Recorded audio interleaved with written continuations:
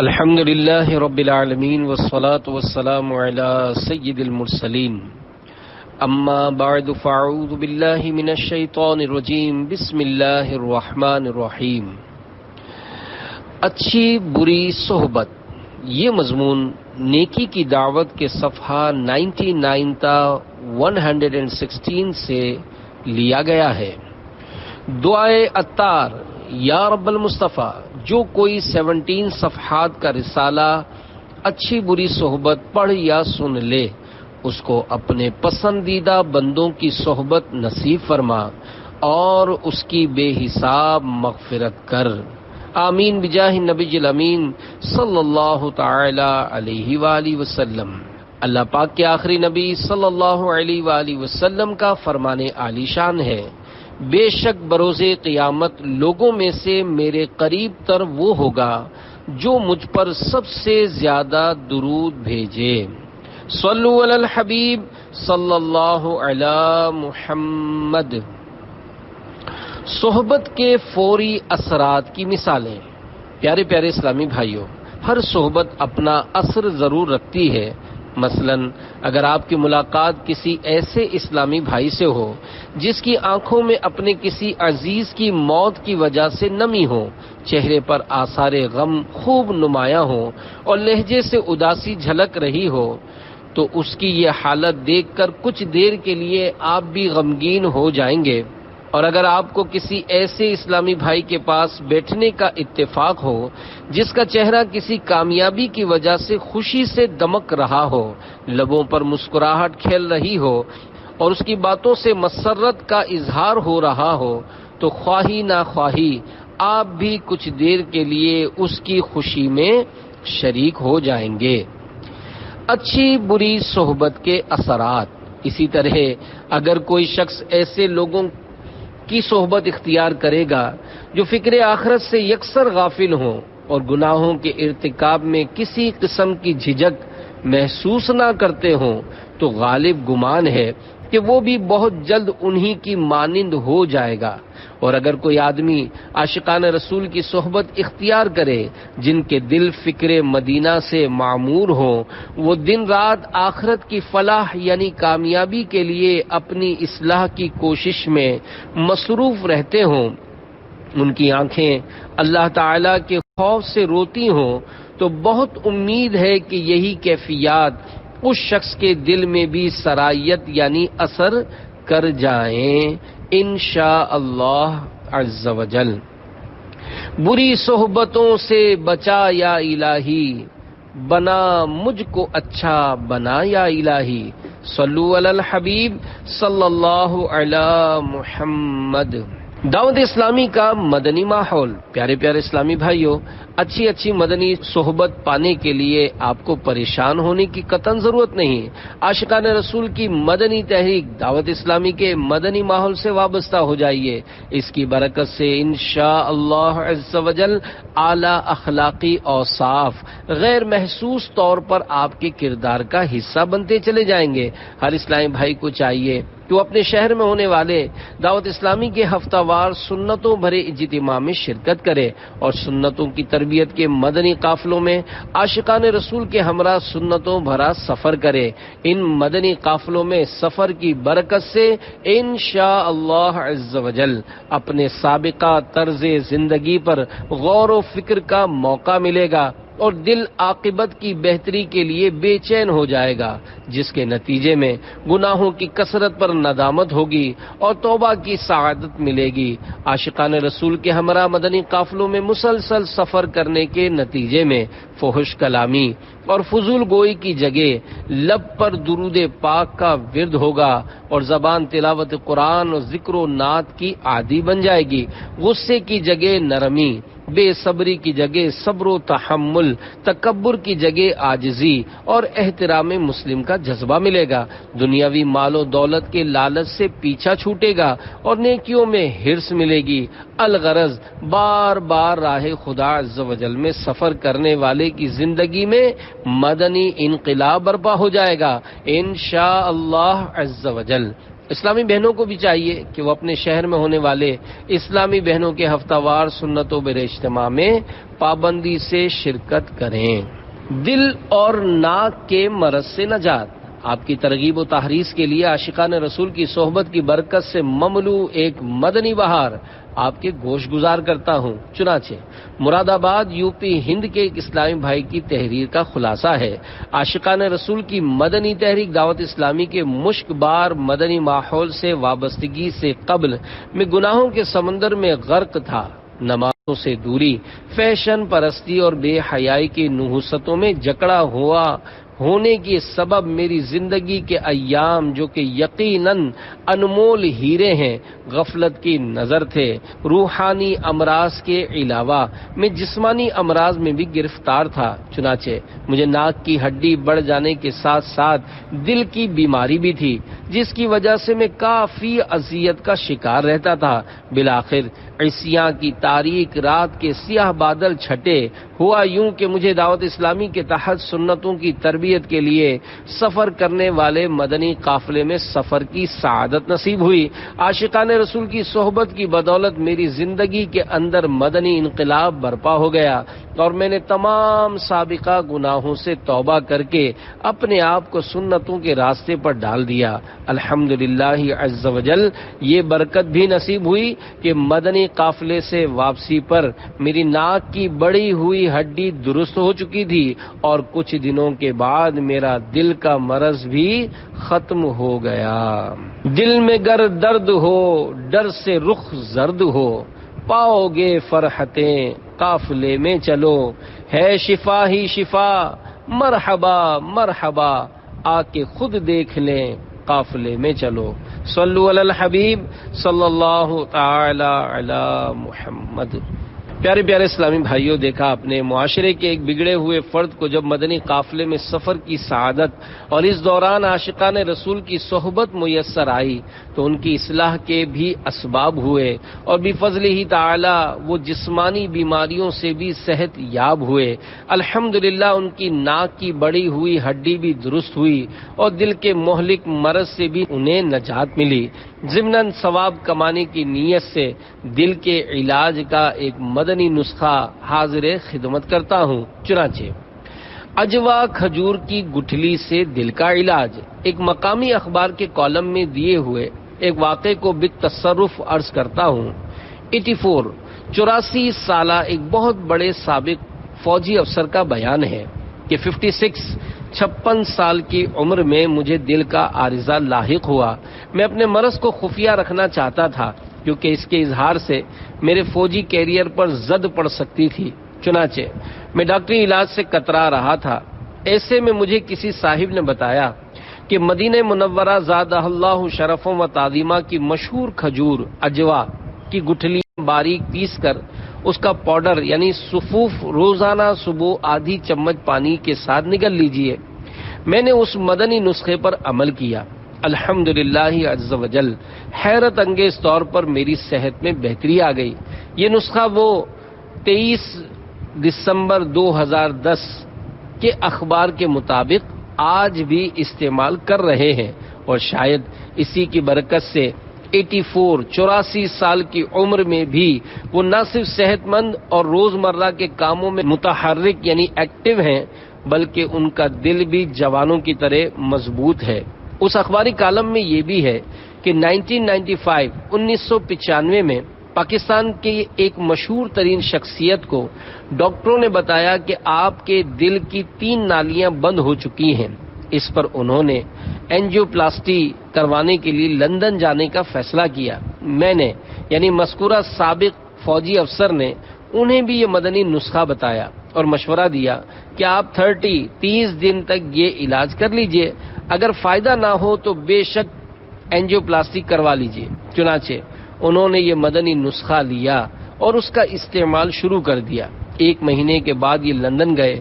وہاں انہوں نے دنیا کے ایک نامور کارڈیالوجسٹ یعنی ماہر امراض قلب سے رابطہ کیا۔ اس نے ان کے ٹیسٹ کرائے اور ٹیسٹوں کے نتائج دیکھ کر انہیں بتایا کہ آپ کا دل مکمل طور پر ٹھیک ہے، آپ کو کسی قسم کے علاج کی ضرورت نہیں۔ انہوں نے اپنے پرانے ٹیسٹ کی رپورٹس اس کے سامنے رکھ دیں۔ اس نے دونوں ٹیسٹ میچ کیے اور یہ ماننے سے انکار کر دیا کہ یہ دونوں ٹیسٹ ایک ہی شخص کے ہیں۔ قصہ مختصر، وہ پاکستان آئے اور انہوں نے اس مدنی نسخے کو اپنا معمول بنا لیا۔ 2009 میں انہوں نے دوبارہ ٹیسٹ کروائے، پرانے ٹیسٹ کی رپورٹس ملا کر دیکھی اور اس کے بعد یہ بتا کر حیران کر دیا کہ 1995 سے لے کر 2009 تک ان کے دل میں کسی قسم کا کوئی فرق نہیں آیا۔ ان کا دل مکمل طور پر صحت مند ہے۔ وہ یہ مدنی نسخہ آج بھی استعمال کر رہے ہیں اور اپنے بے شمار دوستوں کو بھی کروا رہے ہیں۔ نہ ہو آرام جس بیمار کو سارے زمانے سے، اٹھا لے جائے تھوڑی خاک ان کے آستانے سے۔ مدنی انعامات دعوت اسلامی نے اس پرفتن دور میں نیک بننے کا نسخہ بنا مدنی انعامات بصورت سوالات عنایت فرمایا ہے۔ اسلامی بھائیوں کے لیے 72، اسلامی بہنوں کے لیے 63 اور طلباء علم دین کے لیے 92، دینی طالبات کے لیے 83 اور بچیوں کے لیے 40 اور خصوصی اسلامی بھائی اسپیشل اسلامی بھائی یعنی گونگے بہروں کے لیے 27 مدنی انعامات ہیں۔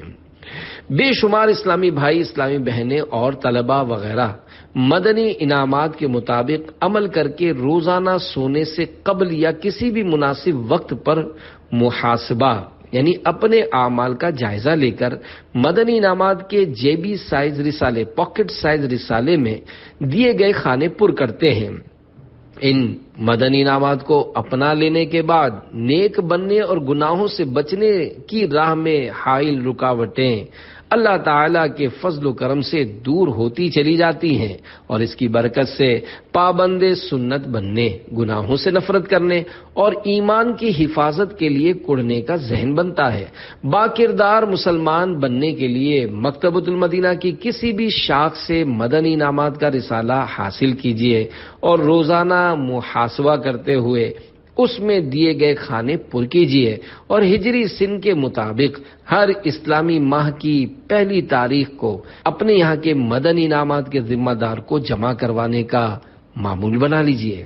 عاملین مدنی انعامات کے لیے بشارت عظمی۔ پیارے پیارے اسلامی بھائیوں، مدنی انعامات کا رسالہ پر کرنے والے کس قدر خوش قسمت ہوتے ہیں، اس کا اندازہ اس مدنی بہار سے لگائیے۔ چنانچہ حیدرآباد باب الاسلام سندھ پاکستان کے اسلامی بھائی کا کچھ اس طرح حلفیہ یعنی قسم کھا کر بیان ہے کہ ماہ رجب المرجب 1426 ہجری کی ایک شب مجھے خواب میں مصطفیٰ جان رحمت صلی اللہ علیہ وآلہ وسلم کی زیارت کی عظیم سعادت ملی۔ لبہائے مبارکہ کو جنبش ہوئی اور رحمت کے پھول جھڑنے لگے۔ الفاظ کچھ یوں ترتیب پائے: جو اس ماہ پابندی سے مدنی انعامات سے متعلق محاسبہ فکر مدینہ کرے گا، اللہ تعالی اس کی مغفرت فرما دے گا۔ مدنی انعامات کی بھی مرحبا کیا بات ہے، قرب حق کے طالبوں کے واسطے سوغات ہے۔ صلو علی الحبیب صلی اللہ علی محمد۔ 10واں علاج، اوراد و وظائف کا معمول بنا لیجئے۔ پیارے اسلامی بھائیوں، ریاکاری سے بچنے کے لیے بیان کردہ معالجات کے ساتھ ساتھ حسب توفیق اول آخر ایک بار درود شریف کے ساتھ 8 روحانی علاج بھی کیجئے جن سے ریاکاری کے وسوسے دور ہوں گے۔ نمبر 1، روزانہ یہ دعا 3 بار پڑھ لیجئے۔ اللہ تعالی چھوٹی بڑی ہر طرح کی ریا دور رکھے گا۔ دعا یہ ہے: اللہم انی اعوذ بک ان اشرک بک وانا عالم واستغفرک لما لا اعلم۔ ترجمہ: اے اللہ عز و جل، میں جان بوجھ کر تیرا شریک ٹھہرانے سے تیری پناہ چاہتا ہوں اور لا علمی میں ایسا عمل کرنے پر تجھ سے مغفرت کا سوال کرتا ہوں۔ نمبر 2، جب بھی دل میں ریاکاری کا خیال آئے تو اعوذ باللہ من الشیطان الرجیم ایک بار پڑھنے کے بعد الٹے کندھے کی طرف 3 بار تھو تھو کر دیجئے۔ نمبر 3، روزانہ 10 بار اعوذ باللہ من الشیطان الرجیم پڑھنے والے پر شیطان سے حفاظت کرنے کے لیے اللہ عز و جل ایک فرشتہ مقرر کر دیتا ہے۔ نمبر 4، سورۃ الاخلاص 11 بار صبح یعنی آدھی رات ڈھلے سے سورج کی پہلی کرن چمکنے تک صبح ہے پڑھنے والے پر اگر شیطان مع لشکر کے کوشش کرے کہ اس سے گناہ کرائے تو نہ کرا سکے جب تک یہ پڑھنے والا خود نہ کرے۔ نمبر 5، سورۃ الناس پڑھ لینے سے بھی وسوسے دور ہوتے ہیں۔ نمبر 6، مفسر شہیر حکیم الامت مفتی احمد یار خان رحمۃ اللہ علیہ فرماتے ہیں، صوفیاء کرام رحمہم اللہ تعالی فرماتے ہیں کہ جو کوئی صبح و شام 21 بار لا حول شریف پانی پر دم کر کے پی لیا کرے تو انشاء اللہ عز و جل وسوسہ شیطانی سے بہت حد تک امن میں رہے گا۔ نمبر 7، هو الاول والآخر والظاہر والباطن وهو بكل شیء علیم کہنے سے فوراً وسوسہ دور ہو جاتا ہے۔ نمبر 8، سبحان الملک الخلاق ان یشاء یذہبکم ویأتی بخلق جدید وما ذلک علی اللہ بعزیز کی کثرت اسے یعنی وسوسے کو جڑ سے قطع کر یعنی کاٹ دیتی ہے۔ ریاکاری سے ہر دم تو بچانا، خدایا بندے مخلص بنانا۔ صلو علی الحبیب صلی اللہ علی محمد۔ علاج کے باوجود افاقہ نہ ہو تو پیارے پیارے اسلامی بھائیوں، اگر بھرپور علاج کے بعد بھی افاقہ نہ ہو تو گھبرائیے نہیں، بلکہ علاج جاری رکھیے کہ دل کو بھی آرام ہو ہی جائے گا، کیونکہ اگر ہم نے علاج ترک کر دیا تو گویا خود کو مکمل طور پر شیطان کے حوالے کر دیا کہ اس طرح تو وہ ہمیں کہیں کا نہ چھوڑے گا۔ لہذا ہمیں چاہیے کہ ریاکاری سے جان چھڑانے کی کوشش جاری رکھیں۔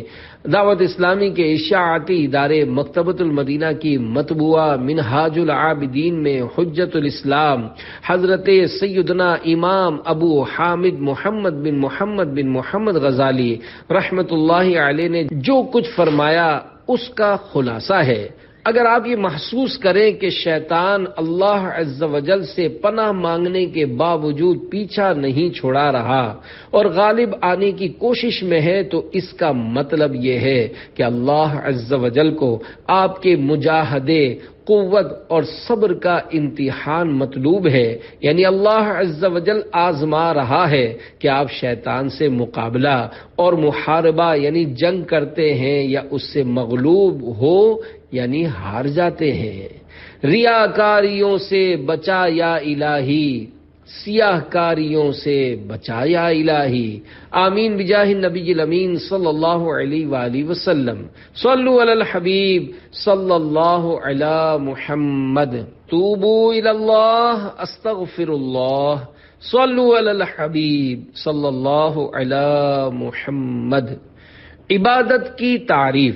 پیارے پیارے اسلامی بھائیوں، ابھی ریاکاری کا بیان کیا گیا اور یہ بھی معلوم ہوا کہ ریاکاری عبادت میں کی جاتی ہے، لہذا عبادت کی تعریف بھی عرض کرتا ہوں، پھر مزید نیکی کی دعوت پیش کرتے ہوئے انشاءاللہ عبادت کی اقسام اور کچھ نیت کے متعلق بھی عرض کرنے کی نیت ہے۔ عبادت کی تعریف بیان کرتے ہوئے علماء کرام فرماتے ہیں، کسی کو عبادت کے لائق سمجھتے ہوئے اس کی کسی قسم کی تعظیم کرنا عبادت ہے، اور اگر عبادت کے لائق نہ سمجھیں تو وہ محض یعنی صرف تعظیم ہوگی، عبادت نہیں کہلائے گی۔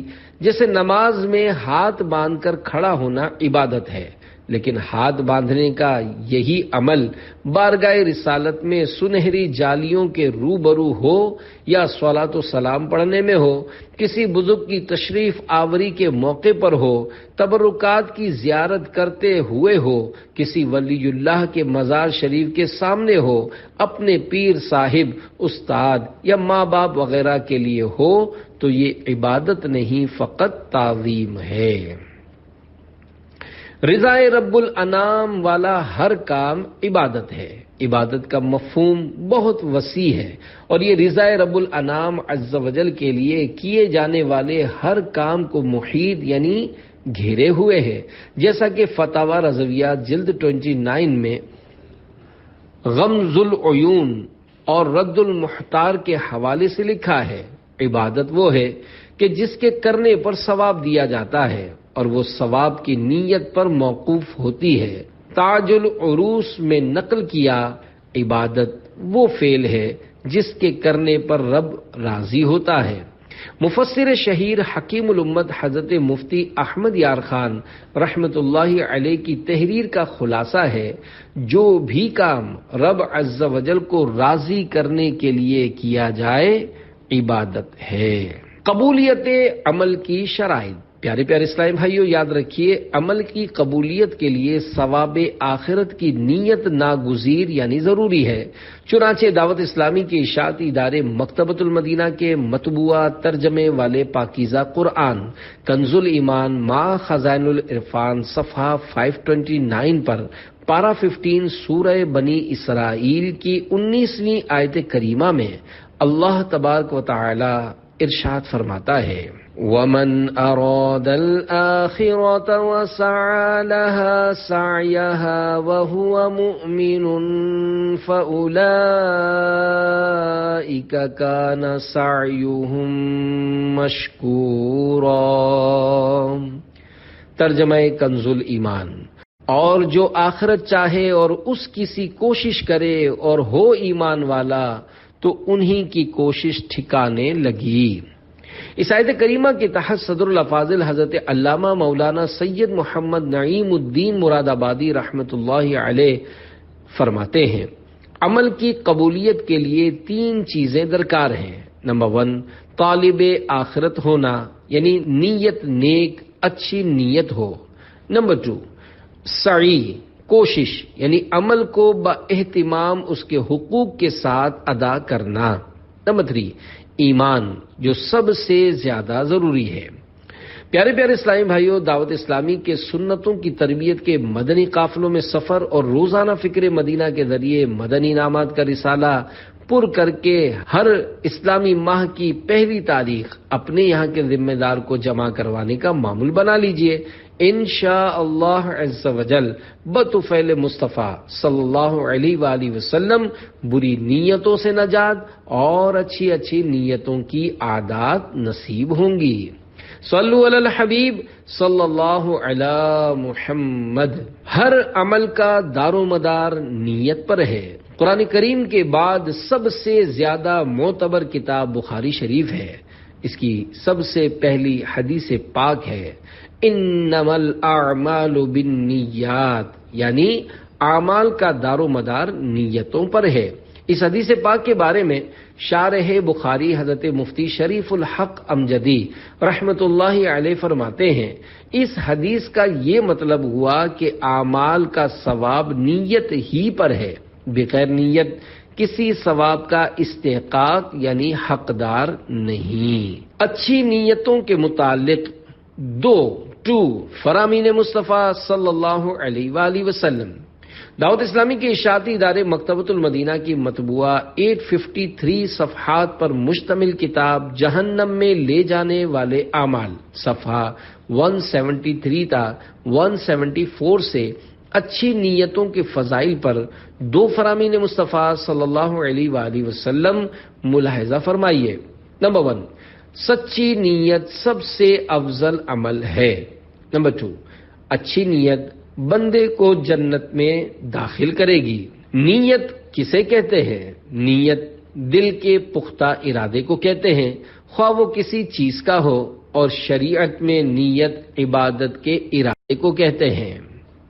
مباح کام اچھی نیت سے عبادت ہو جاتا ہے۔ بہت سارے کام مباح ہیں۔ مباح اس جائز عمل یا فعل یعنی کام کو بولتے ہیں جس کا کرنا نہ کرنا یکساں ہو، یعنی ایسا کام کرنے سے نہ ثواب ملے نہ گناہ، مثلا کھانا پینا، سونا، ٹہلنا، دولت اکٹھی کرنا، تحفہ دینا، عمدہ یا زائد لباس پہننا وغیرہ کام مباح ہیں۔ اگر تھوڑی توجہ دی جائے تو مباح کام کو عبادت بنا کر اس پر ثواب کمایا جا سکتا ہے۔ اس کا طریقہ بیان کرتے ہوئے میرے آقا اعلی حضرت امام اہل سنت مجدد دین و ملت مولانا شاہ امام احمد رضا خان رحمت اللہ علیہ فرماتے ہیں، ہر مباح یعنی ایسا جائز عمل جس کا کرنا نہ کرنا یکساں ہو، نیت حسن یعنی اچھی نیت سے مستحب ہو جاتا ہے۔ فقہائے کرام رحمہم اللہ تعالی فرماتے ہیں، مباحات یعنی ایسے جائز کام جن پر نہ ثواب ہو نہ گناہ، ان کا حکم الگ الگ نیتوں کے اعتبار سے مختلف ہو جاتا ہے۔ اس لیے جب اس سے یعنی کسی مباح سے طاعات یعنی عبادات پر قوت حاصل کرنا یا طاعات یعنی عبادات تک پہنچنا مقصود ہو تو یہ مباحات یعنی جائز چیزیں بھی عبادات ہوں گی، مثلا کھانا پینا، سونا، حصول مال اور وطی کرنا یعنی میاں بیوی کا ملاپ۔ مباح کام میں اچھی نیتیں نہ کرنے والے نقصان میں ہیں۔ اگر کوئی مباح کام بری نیت سے کیا جائے تو برا ہو جائے گا، اور اچھی نیت سے کیا جائے تو اچھا، اور کچھ بھی نیت نہ ہو تو مباح رہے گا اور قیامت کے حساب کی دشواری درپیش ہوگی۔ لہذا عقل مند وہی ہے کہ ہر مباح کام میں کم از کم ایک آدھ اچھی نیت کر ہی لیا کرے، ہو سکے تو زیادہ نیتیں کرے کہ جتنی اچھی نیتیں زیادہ ہوں گی اتنا ہی ثواب زیادہ ملے گا۔ نیت کا یہ بھی فائدہ ہے کہ نیت کرنے کے بعد اگر وہ کام کسی وجہ سے نہ کر سکا تب بھی نیت کا ثواب مل جائے گا، جیسا کہ فرمان مصطفیٰ صلی اللہ علیہ وآلہ وسلم، نیت المؤمن خیر من عملی، یعنی مسلمان کی نیت اس کے عمل سے بہتر ہے۔ نیت نہ کرنے کے نقصان اور کرنے کے فائدے کی روایت۔ محقق علی الاطلاق خاتم المحدثین حضرت علامہ شیخ عبد الحق محدث دہلوی رحمت اللہ علیہ فرماتے ہیں، روایت میں آیا ہے جب فرشتے بندوں کے اعمال ناموں کو آسمانوں پر لے کر جاتے ہیں اور دربار الہی میں پیش کرتے ہیں تو اللہ پاک ارشاد فرماتا ہے، یعنی اس نامہ اعمال کو پھینک دو، اس نامہ اعمال کو پھینک دو۔ فرشتے عرض کرتے ہیں کہ یا اللہ، تیرے اس بندے نے جو نیک اعمال کیے ہیں ان کو ہم نے دیکھ کر اور سن کر لکھا ہے۔ اللہ پاک ارشاد فرماتا ہے، یعنی اس بندے نے ان اعمال میں میری رضا کی نیت نہیں کی تھی، اس لیے یہ میرے دربار میں مقبول نہیں۔ پھر ایک دوسرے فرشتے کو اللہ تعالیٰ یہ حکم فرماتا ہے کہ فلاں بندے کے نامہ اعمال میں فلاں فلاں عمل لکھ دے۔ فرشتہ عرض کرتا ہے، یا اللہ، یہ عمل تو اس بندے نے نہیں کیا۔ اللہ تعالیٰ ارشاد فرماتا ہے، گو اس نے یہ عمل نہیں کیا مگر اس کی نیت تو اس عمل کے کرنے کی تھی، اس لیے میں اس کی نیت پر اس کو اس عمل کا اجر دوں گا۔ سیدہ شیخ عبد الحق محدث دہلوی رحمت اللہ علیہ مزید فرماتے ہیں، حدیث مبارکہ میں یہ بھی آیا ہے، نیت المؤمن خیر من عملی، یعنی مومن کی نیت اس کے عمل سے بہتر ہے۔ ظاہر ہے نیک عمل پر تو ثواب اسی وقت ملے گا جبکہ نیت اچھی ہو، اور اگر نیت بری ہو تو نیک عمل پر کوئی ثواب بھی نہیں، مگر اچھی نیت پر تو بہرحال ثواب ملے گا، خواہ عمل کرے یا نہ کرے۔ اس لیے مومن کی نیت اس کے عمل سے بہتر ہے، اس لیے کہ مومن کی نیت اس کے عمل سے بہتر ہے۔ اس لیے بعض بزرگان دین رحمہم اللہ تعالی نے فرمایا ہے، ہر کرا اندر عمل اخلاص نیست، در جہاں از بندگان خاص نیست، یعنی جس کے عمل میں اخلاص نہیں وہ دنیا میں اللہ عز و جل کے خاص بندوں میں سے نہیں ہے۔ ہر کراکار کا از برائے حق بود، کار او پیوستہ بارونک بود، یعنی جس کا عمل رضا رب لم یزل کے لیے ہوتا ہے، ہمیشہ اس کا عمل بارونق رہا کرتا ہے۔ پیارے پیارے اسلامی بھائیوں، اچھی نیت اچھا اور بری نیت برا پھل لاتی ہے، بلکہ بسا اوقات بری نیت کا برا پھل ہاتھوں ہاتھ ظاہر ہو جاتا ہے۔ اس ضمن میں دو حکایات پیش خدمت ہے۔ چنانچہ نمبر 1، انوکھی گائے۔ حضرت سیدنا عبداللہ بن عباس رضی اللہ عنہما فرماتے ہیں، ایک بادشاہ ایک بار اپنی سلطنت کے دورے پر نکلا۔ اس دوران ایک شخص کے پاس اس کا قیام ہوا۔ میزبان بادشاہ کو جانتا نہ تھا۔ میزبان نے شام کو اپنی گائے کو دوہا تو بادشاہ یہ دیکھ کر حیران رہ گیا کہ اس سے 30 گائیوں کے برابر دودھ نکلا۔ اس نے دل ہی دل میں وہ انوکھی گائے چھین لینے کی بری نیت کر لی۔ دوسرے روز شام کو اس گائے سے آدھا دودھ نکلا۔ بادشاہ نے جب تعجب کا اظہار کیا تو میزبان کہنے لگا، بادشاہ نے اپنی رعایا کے ساتھ ظلم کی نیت کی ہے، جس کی نحوست سے آج دودھ آدھا ہو گیا ہے کہ جب بادشاہ ظالم ہو تو برکت ختم ہو جاتی ہے۔ یہ حیرت انگیز انکشاف سن کر بادشاہ نے انوکھی گائے ظلمن چھین لینے کی نیت ختم کر دی۔ چنانچہ دوسرے دن گائے نے پھر اتنا ہی دودھ دیا جتنا پہلے دیا تھا۔ اس واقعے سے بادشاہ کو بہت عبرت حاصل ہوئی اور اس نے اپنی رعایا پر ظلم کرنا بند کر دیا۔ نمبر 2، گنے کا ٹھنڈا میٹھا رس۔ ایران کے بادشاہوں کا لقب پہلے کسرا ہوا کرتا تھا۔ جس طرح مصر کے تمام بادشاہ فرعون کہلاتے تھے، ایک بار ایک بادشاہ کسرا اپنے لشکر سے بچھڑ کر کسی باغ کے دروازے پر جا پہنچا۔ اس نے پینے کے لیے پانی مانگا تو ایک بچی گنے کا ٹھنڈا میٹھا رس لے آئی۔ بادشاہ نے پیا تو بہت لذیذ تھا۔ اس نے بچی سے استفسار کیا، یعنی پوچھا، کیسے بناتی ہو؟ اس نے بتایا کہ اس باغ میں بہت اعلیٰ قسم کے گنوں کی پیداوار ہوتی ہے۔ ہم اپنے ہاتھوں سے گنے نچوڑ کر رس نکال لیتے ہیں۔ بادشاہ نے ایک اور گلاس کی فرمائش کی، وہ لینے گئی۔ اس دوران بادشاہ کی نیت خراب ہو گئی اور اس نے طے کر لیا کہ میں یہ باغ زبردستی لے کر دوسرا باغ ان کو دے دوں گا۔ اتنے میں وہ بچی روتی ہوئی آئی اور کہنے لگی، ہمارے بادشاہ کی نیت خراب ہو گئی ہے۔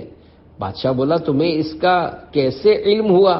کہنے لگی، پہلے بآسانی رس نچڑ جاتا تھا، لیکن اب کی بار خوب زور لگانے کے باوجود بھی میں رس نہ نکال سکی۔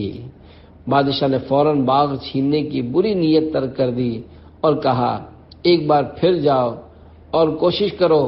چنانچہ وہ گئی اور بآسانی رس نکال کر لانے میں کامیاب ہو گئی۔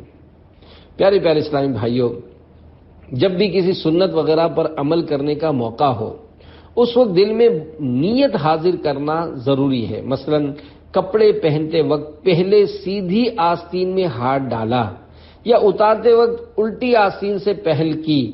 اسی طرح جوتے پہننے اتارنے میں حسب عادت یہی ترکیب بنی۔ یہ سب سنتیں ہیں، مگر عمل کرتے وقت سنت پر عمل کی بالکل ہی نیت دل میں نہیں تھی، تو یہ عمل عبادت نہیں عادت کہلائے گا، سنت کا ثواب نہیں ملے گا۔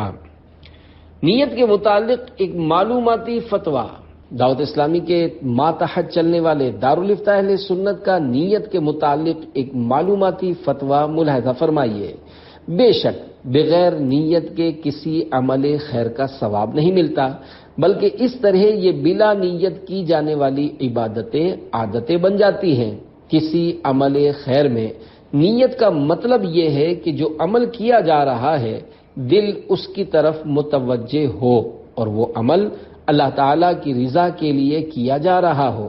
اس نیت سے عبادت اور عادت میں فرق کرنا مقصود ہوتا ہے۔ اس سے پتہ چلا کہ دل کا متوجہ ہونا اور اللہ تعالیٰ کی رضا پیش نظر ہونا ہی نیت ہے، اور اسی سے عبادت اور عادت میں فرق ہوتا ہے۔ لہذا اگر عبادت میں نیت کر لی جائے تو ثواب ملتا ہے، اور اگر نیت نہ کی جائے تو عمل عادت بن جاتا ہے اور اس پر ثواب بھی نہیں ملتا، جیسا کہ حضرت علامہ علی قاری رحمۃ اللہ علیہ فرماتے ہیں، نیت کے لغوی معنی ہے قصد و ارادہ، اور شرعی معنی ہے جو عمل کرنے لگے ہیں دل کو اس کی طرف متوجہ کرنا، اور وہ عمل اللہ عز و جل کی رضا کے لیے کیا جا رہا ہو، اور نیت سے عبادت اور عادت میں فرق کرنا مقصود ہوتا ہے۔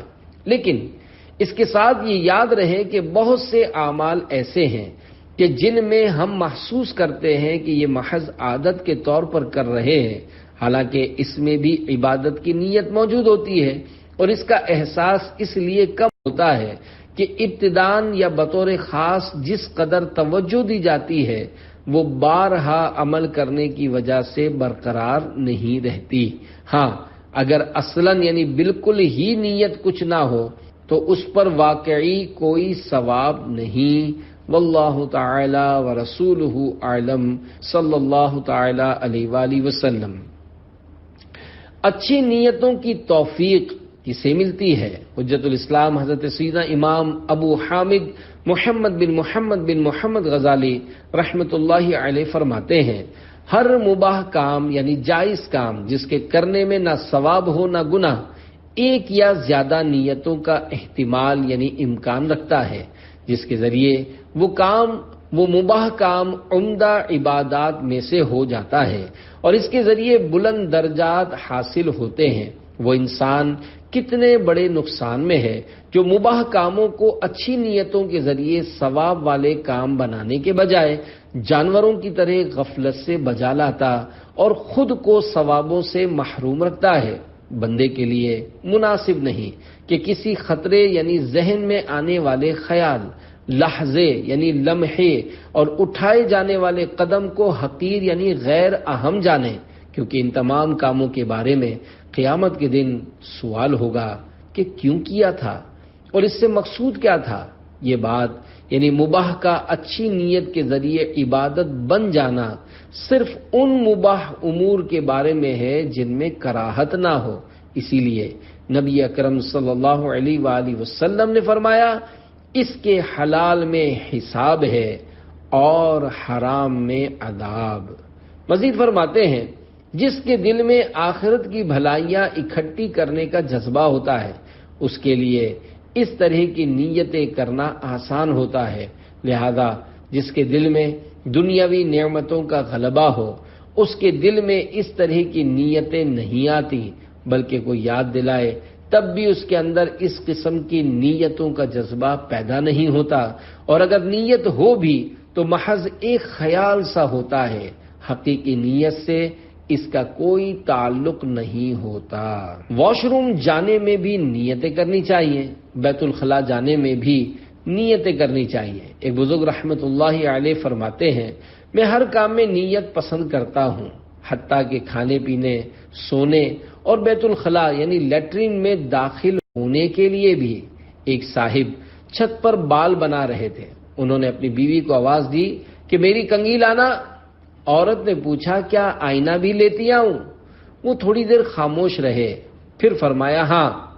کسی سننے والے نے جواب فوراً نہ دینے کی وجہ دریافت کی تو فرمایا، میں نے ایک نیت کے ساتھ اپنی زوجہ کو کنگھی لانے کے لیے کہا تھا، جب انہوں نے آئینہ لانے کا پوچھا تو اس وقت آئینے کے سلسلے میں میری کوئی نیت نہ تھی، لہذا میں نے نیت بنانے کے لیے غور و فکر کیا، حتیٰ کہ اللہ پاک نے مجھے نیت عطا فرمائی، اس پر میں نے کہہ دیا ہاں وہ بھی لے آئیے۔ پہلے کے مسلمان باقاعدہ علم نیت سیکھتے تھے۔ حضرت سیدنا سفیان ثوری رحمۃ اللہ علیہ نے فرمایا، جیسے سلف یعنی پہلے کے مسلمان علم حاصل کرتے تھے، اسی طرح عمل کے لیے علم نیت بھی سیکھتے تھے۔ حضرت سیدنا سری سقطی رحمۃ اللہ علیہ نے فرمایا، خلوص نیت کے ساتھ 2 رکعتیں پڑھنا تیرے لیے 70 احادیث لکھنے سے بہتر ہے، یا یہ فرمایا کہ 700 احادیث لکھنے سے بہتر ہے۔ حضرت سیدنا ابن مبارک رحمت اللہ علیہ نے فرمایا، کئی چھوٹے عمل ایسے ہیں جن کو نیت بڑا عمل بنا دیتی ہے۔ غار کا عابد لوگوں کو دکھانے اور واہ واہ کروانے کی نیت سے کیے جانے والے پہاڑ جتنے بڑے بڑے اعمال بھی نامقبول ہوتے ہیں۔